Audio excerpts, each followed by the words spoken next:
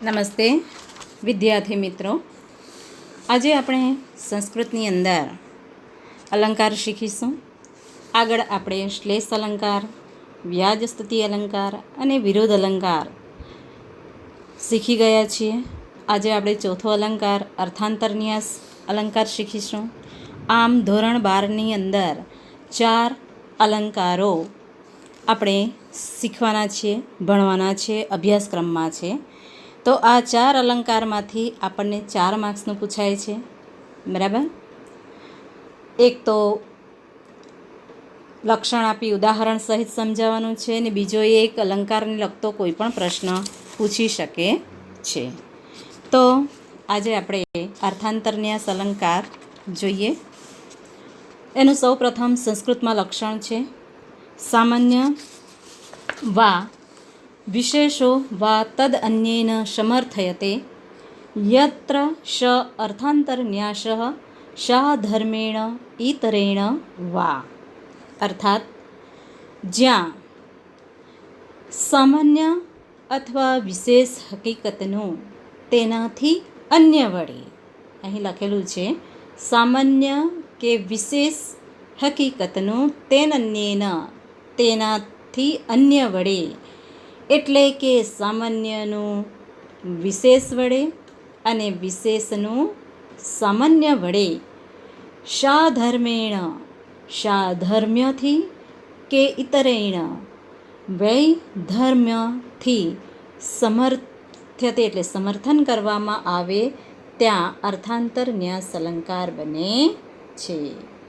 એટલે એનું અનુવાદ શું થશે કે એનું ગુજરાતીમાં સંસ્કૃતમાં આપણે એનું લક્ષણ લખો તો ખૂબ જ સરસ, અને એનું ગુજરાતીમાં શું થશે લક્ષણ, અથવા તો એને આપણે વ્યાખ્યા પણ કહી શકીએ.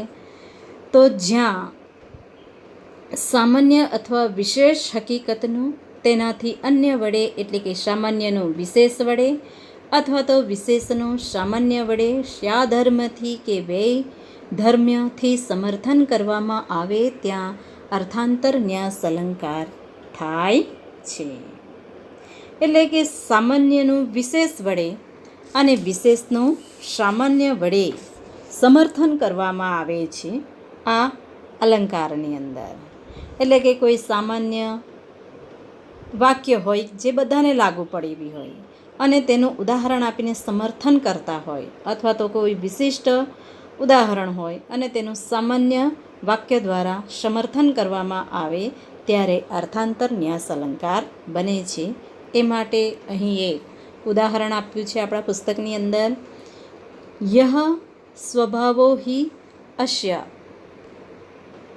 અસ્તિ સ નિત્યમ દુરતિક્રમઃ શ્વાયદિ ક્રિયતે રાજા તત કિમ નાશનાત ઉપાનહમ. યે એટલે જે, યશ્ય એટલે જેનો, જેનો સ્વભાવ છે તે હંમેશા, દુરતિક્રમ એટલે દૂર કરવો મુશ્કેલ છે. જેનો સ્વભાવ છે તેને હંમેશા દૂર કરવો મુશ્કેલ છે.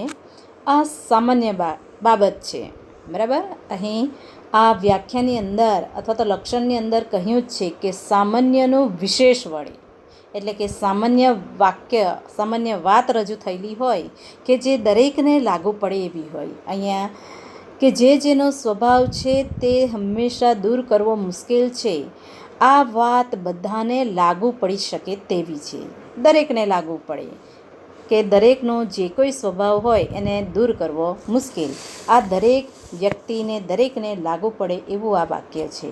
તો આ વાક્યને સમર્થન આપવા માટે અહીં કૂતરાનું ઉદાહરણ આપ્યું છે, એટલે કે વિશેષ વડે સમર્થન આપવામાં આવ્યું છે કે શ્વાયદિ ક્રિયતે રાજા. સ્વા એટલે કૂતરો, કૂતરાને જો રાજા બનાવી દેવામાં આવે તો શું નાશનાત ઉપાનહમ, તો શું તે જોડો ચાવતો નથી, હે ને.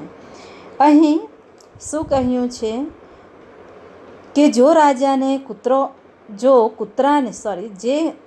કૂતરાને રાજા બનાવી દેવામાં આવે તો શું તે જોડો ચાવતો નથી. દરેકને લાગુ પડે એવું વાક્ય છે આ, કે જેનો સ્વભાવ છે તેને દૂર કરવો મુશ્કેલ છે. દરેક વ્યક્તિ હોય કે કોઈ પણ માણસ હોય કે કોઈનો પણ કોઈ સ્વભાવ હોય કુદરતી, તો એને દૂર કરવું ખૂબ જ મુશ્કેલ બાબત છે, જે બધાને લાગુ પડી શકે એવી આ વાત છે. બરાબર. તો આ વાતને સમર્થન આપવા માટે અહીં વિશેષ કૂતરાનું ઉદાહરણ આપવામાં આવ્યું છે, કે જો કૂતરાને રાજા બનાવી દેવામાં આવે તો શું તે જોડો ચાવતો નથી? જ્યારે કૂતરો રાજા ન હોય અને સામાન્ય જીવન જીવતો હોય ત્યારે હંમેશા બીજાના આંગણેથી એ જોડા, ચપ્પલ વગેરે ખેંચી જતો હોય છે. તો આ કૂતરાને જો રાજા બનાવી દેવામાં આવે તો તેનામાં કૂતરાની અંદર કંઈ સમજ આવી જતી નથી કે હું હવે રાજા બની ગયો છું તો મારાથી આ કાર્ય થાય નહીં, એવી કોઈ સમજ એનામાં હોતી નથી. અને એના કારણે આપણે એને રાજા બનાવીને રાજાના પદે સ્થાપી દઈએ તો પણ કૂતરો એનો જે મૂળ સ્વભાવ છે, ચપ્પલ ખેંચવાનો, જોડા લઈ જવાનો, ચાવવાનો, એ સ્વભાવ ક્યારેય પણ છોડતો નથી, પછી ભલે એને રાજાના પદ પર બેસાડી દેવામાં આવે. તો આ સામાન્ય વાત છે કે જેનો સ્વભાવ છે તેનો દૂર કરવો મુશ્કેલ છે. આ વાતને સમર્થન આપવા માટે કૂતરાનું ઉદાહરણ અહીંયા રજૂ થયું છે. આ વિશેષ ઉદાહરણ રજૂ કરવામાં આવ્યું છે, એટલે કે સામાન્યથી વિશેષ વડે અહીં સામાન્ય વાતને વિશેષ વાક્ય વડે સમર્થન આપવામાં આવ્યું છે, માટે અહીં અર્થાંતર ન્યાસ અલંકાર બને છે. કારણ કે કૂતરો રાજા બન્યા પછી પણ જોડો ચાવવાનું ભૂલતો નથી, કારણ કે એનો જે મૂળ સ્વભાવ છે એ ક્યારેય એ ભૂલતો નથી. એટલે માણસ પોતે પોતાનો જે મૂળ સ્વભાવ છે તે ક્યારેય દૂર થતો નથી, તેને દૂર કરવું ઘણું મુશ્કેલ કાર્ય છે. તો આ સામાન્ય બધાને લાગુ પડે એવું વાક્ય છે, તો એ વાક્યને સમર્થન આપવા માટે અહીં કૂતરાનું ઉદાહરણ અહીં આપવામાં આવ્યું છે.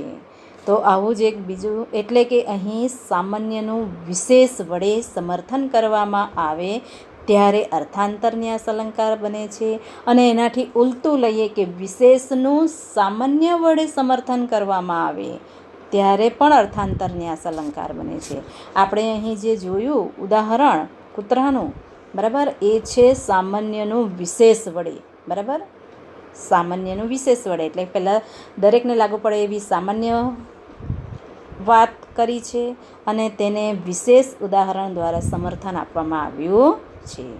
તો હવે આપણે બીજું ઉદાહરણ જોઈએ વિશેષનું સામાન્ય વડે. બરાબર, ચાલો આપણે આ જોઈશું વિશેષનું સામાન્ય વડે. અતરત હનુમાન અબ્ધિમ દુષ્કરમ કિમ મહાત્મ નામ. હનુમાન, અબ્ધિ એટલે સમુદ્ર, અતરત એટલે તરી ગયા, પાર કરી ગયા. હનુમાન સમુદ્ર અથવા તો સાગર પાર કરી ગયા. આ વાતને, આ વિશેષ હકીકત છે. હનુમાન સમુદ્ર પાર કરી ગયા એ વિશેષ હકીકત છે, જે આપણે બધા જ જાણીએ છીએ કે હનુમાન રામાયણની અંદર, આપણે રામાયણ પણ જોયું જ છે. એટલે રામાયણની અંદર હનુમાન સમુદ્રને પાર કરીને સીતાને રામનો સંદેશો પહોંચાડવા માટે ગયા હતા. તો આ વાત બધાને ખબર છે, આ સત્ય હકીકત છે. બરાબર, વિશેષ હકીકત છે કે હનુમાન સમુદ્ર પાર કરી ગયા. તો આ વાતને સમર્થન આપવા માટે કહ્યું છે કે મહાત્મ નામ કેમ દુષ્કરમ. મહાપુરુષોને શું મુશ્કેલ હોય છે. જે મહાપુરુષ છે એની અંદર વિશેષ ગુણ હોય છે, વિશેષ શક્તિ હોય છે, તે શક્તિ ધરાવતા હોય છે, અપાર શક્તિ ધરાવતા હોય છે. તો એવા મહાપુરુષોને માટે તો કોઈ પણ વસ્તુ મુશ્કેલ નથી. એટલે કે કહ્યું છે કે મહાપુરુષોને માટે તો શું મુશ્કેલ હોય, હે ને. મહાપુરુષોને માટે કોઈ પણ વસ્તુ મુશ્કેલ નથી. એવી સામાન્ય વિધાન વડે, સામાન્ય વાક્ય વડે જે બધાને લાગુ પડે કે મહાપુરુષો માટે કંઈ પણ મુશ્કેલ નથી, એ સામાન્ય વાક્ય વડે, વિધાન વડે અહીં હનુમાન પાર કરી ગયા સાગર, એ વાતને સમર્થન આપવામાં આવ્યું છે. કે હનુમાન સમુદ્ર પાર કરી ગયા એ વિશેષ હકીકત છે, અને એ હકીકતને સમર્થન આપવા માટે એક સામાન્ય વિધાન કહ્યું છે કે મહાપુરુષોને માટે કંઈ પણ મુશ્કેલ હોતું નથી, અથવા તો મહાપુરુષોને માટે શું મુશ્કેલ હોય, બરાબર ને? તે એવા સામાન્ય વિધાન વડે અહીં સમર્થન આપવામાં આવ્યું છે, માટે અહીં અર્થાંતર ન્યાસ અલંકાર બને છે. એટલે આપણે જોઈએ આ રીતે આપણે બે ઉદાહરણ જોયા, એક સામાન્યથી વિશેષ વડે, અને આપણે હનુમાનનું જે જોયું ઉદાહરણ તે વિશેષનું સામાન્ય વડેનું ઉદાહરણ જોયું. તો આ રીતે એની વ્યાખ્યા શું થશે, એનું લક્ષણ કે સામાન્યનું વિશેષ વડે અથવા તો વિશેષનું સામાન્ય વડે શા ધર્મથી કે વૈ ધર્મથી સમર્થન કરવામાં આવે ત્યારે અર્થાંતર ન્યાસ અલંકાર બને છે. તમને આખો લક્ષણ ન યાદ રહે તો તમારે આટલું જ ટૂંકમાં યાદ રાખવાનું કે જ્યારે સામાન્યનું વિશેષ વડે અને વિશેષનું સામાન્ય વડે શા ધર્મથી કે વૈ ધર્મથી સમર્થન કરવામાં આવે ત્યારે અર્થાંતર ન્યાસ અલંકાર બને છે. ક્યારેક તમને પ્રશ્ન સ્વરૂપે પણ પૂછાય કે અર્થાંતર ન્યાસ અલંકાર ક્યારે બને છે તે સમજાવો, એ રીતે પણ પ્રશ્ન પૂછાય. તો તમારે એનું આ લક્ષણ લખવાનું હોય છે કે સામાન્યનું વિશેષ વડે અને વિશેષનું સામાન્ય વડે જ્યારે શા ધર્મથી કે વૈ ધર્મથી સમર્થન કરવામાં આવે ત્યારે અર્થાંતર ન્યાસ અલંકાર બને છે.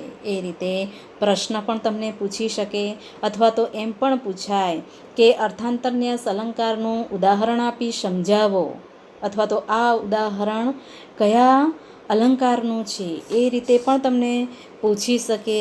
તો અનેક રીતે પ્રશ્ન પણ આમાંથી આવી શકે દરેક અલંકારમાંથી, અને એક તો ખરું જ કોઈ પણ એક ચારમાંથી કોઈ પણ એક અલંકાર તો પૂછાશે જ કે ઉદાહરણ આપી સમજાવો, લક્ષણ આપો અને ઉદાહરણ આપી સમજાવો. તો તમારે સૌ પ્રથમ એનું સંસ્કૃતમાં લક્ષણ લખવાનું છે, ગુજરાતીમાં એનો અર્થ શું થાય એટલે કે ગુજરાતીમાં લક્ષણ લખવાનું છે. સંસ્કૃત તમને યાદ રહે કે ન રહે પણ તમારે ગુજરાતી લક્ષણ તો યાદ જ રાખવાનું છે, અને ત્યાર પછી એક ઉદાહરણ આપીને એને સમજાવવાનું છે. તો તમને એમાંથી 2 માર્ક્સ મળી શકે, બરાબર. અને પછી કોઈ પણ એક પ્રશ્ન પણ પૂછાય અલંકારને લગતો, આમ કુલ 4 ગુણનું પૂછાય છે. તો અહીં આપણે જોયું તો અર્થાંતર ન્યાસ અલંકારમાં સામાન્યનું વિશેષ વડે અને વિશેષનું સામાન્ય વડે શા ધર્મથી કે વૈ ધર્મથી સમર્થન કરવામાં આવે ત્યાં અર્થાંતર ન્યાસ અલંકાર બને છે. અહીં જે કૂતરાનું ઉદાહરણ જોયું એ ઉદાહરણ સામાન્યથી વિશેષ વડે, એટલે કે સામાન્યનું વિશેષ વડે સમર્થન આપવામાં આવ્યું છે. એટલે કે સામાન્ય વાત કરી છે કે જે બધાને લાગુ પડે છે, અને પછી વિશેષ ઉદાહરણ આપીને સમજાવ્યું છે.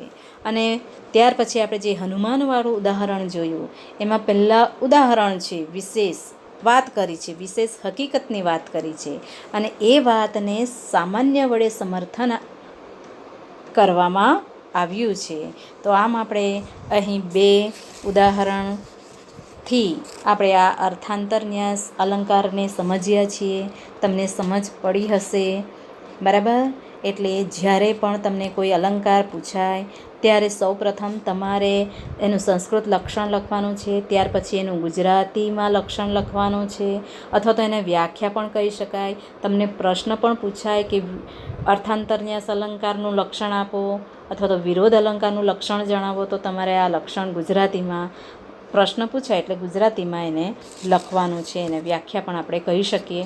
અને ત્યાર પછી ઉદાહરણ આપીને આપણે એને સમજાવવાનું છે. તો તમને અહીંયા સમજ પડી હશે. આપણે 4 ઉદાહરણ અરે 4 અલંકાર મેં યુટ્યુબ પર મૂક્યા છે, તમને સમજ પડી હશે. તો આ 4 અલંકારને તમે વારંવાર જોશો તો તમને અલંકાર આવડી જ જશે. એમાંથી 4 માર્ક્સનું પૂછાય છે, ખાસ યાદ રાખવાનો. અને એ 4 માર્ક્સ કદી ન જાય એ રીતે તમારે મહેનત કરવાની છે. તો અહીંયા આપણે પૂર્ણ કરીએ છીએ. બરાબર? Okay, bye. બીજા વિડીયોમાં મળીશું.